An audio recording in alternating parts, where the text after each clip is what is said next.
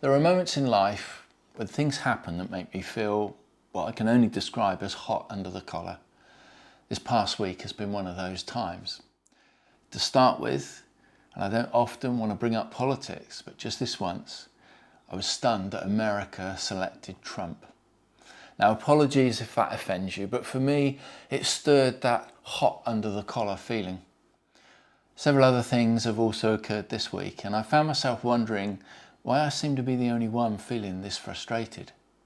My blood pressure has probably been higher than usual, and when no one else seems bothered, it only intensifies my own frustration, making me feel even more hot under the collar. But there are also times when others feel the same way, and we end up sharing our frustrations, but this can be, whilst a comfort, a double-edged sword.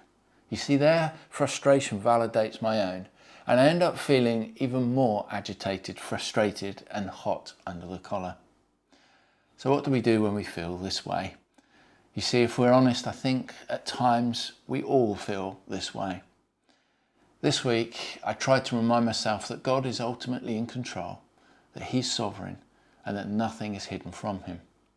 Colossians 1:16 reminds us, "For by Him all things were created in heaven and on earth, visible and invisible, whether thrones or dominions or rulers or authorities. All things were created through Him and for Him. And He is before all things, and in Him all things hold together." To be honest, sometimes knowing this makes me feel even more hot under the collar. I find myself thinking, well, God, if You're in control and if You see all things, visible and invisible, why don't You do something about it? How could You let these things happen? It feels like a dangerous territory. And you know, I feel a twinge of guilt just admitting it. I spend a lot of time with people facing very difficult situations. Whether it's illness, maybe it's the loss of a loved one, or maybe financial pressure that feels insurmountable. I also regularly meet with people wrestling with a sense of injustice, perhaps over unkind words from a friend, the loss of a career due to redundancy, or the heartbreak of a plan that after years of effort has come to nothing. In these conversations, the advice often comes down to this: while you may not be able to change the circumstances, you can choose how to respond to them.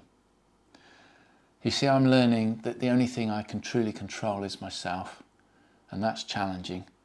It starts with a choice, a decision, and sometimes an action. I may not be able to alter what's happening around me, but I can decide how I react. It really isn't easy. But you know, Jesus never promised it would be easy. If you're just starting to explore the Christian faith, you might hope I'd say that Jesus solves every problem. But while that may not be the answer that you were looking for, He does offer a promise that I've tried to hold on to this week. It's a verse that many of you may know well. It's from Romans 8 and it's verse 28, and it says this: "And we know that for those who love God, all things work together for good, for those who are called according to His purpose." So even when I'm frustrated or feeling overwhelmed, I see these moments as chances to become the person that God wants me to be. All these things can work together for good if I'm willing to change and remember all that Christ has done for me.